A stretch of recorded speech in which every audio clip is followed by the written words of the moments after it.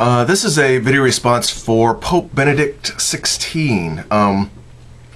I just wanted to do a quick reply to you. Your video was taken down before I had a chance to reply to it. I was watching it and it was ran fine. Then I went to do a reply and it was gone.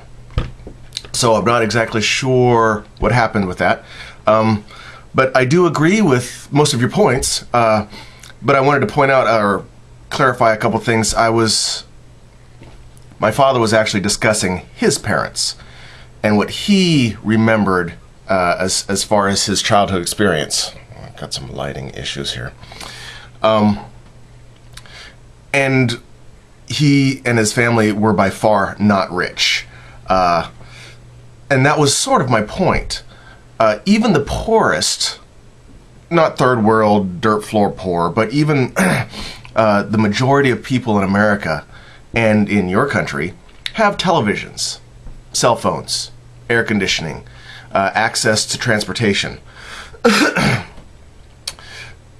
It's true that things are really expensive, but the basic needs really aren't. I mean, they are expensive, but there's basic needs now that you have covered that weren't even available back then. So I do understand what you're saying, that the economy was different, how they loaned money was different, and as I was trying to put out in the last video before my old camera died, I think my father was misremembering. The Leave It to Beaver family, that the father went to work and the mother stayed home and took care of the children, and it was all lace and icing and wonderful, I think was primarily a fantasy. It's what people wanted to believe was possible. It was the American dream Hollywoodized. What was the other one? Oh, the whole bread thing. I realize bread isn't the cornerstone of measuring economy. Gold usually is, and I do realize that normally how you go is an ounce of gold usually buys a suit. Throughout history, that's how it goes.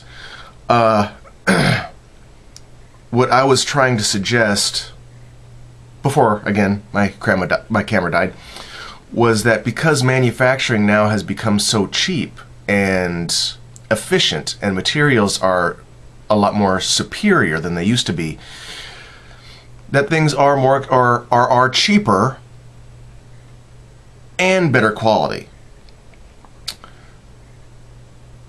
So you don't have things like the 10,000 mile tire, you have the 80,000 mile tire.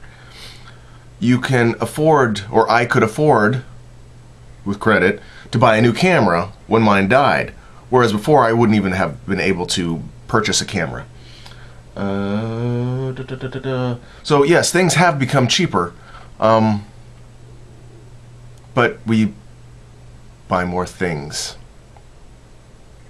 Anyway, I appreciate your response, and really feel free to tear any of my videos apart, because it gives me a chance to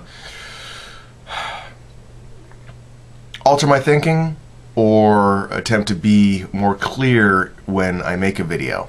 But that one really was kind of off the cuff, and so is this one. So thank you again for your response.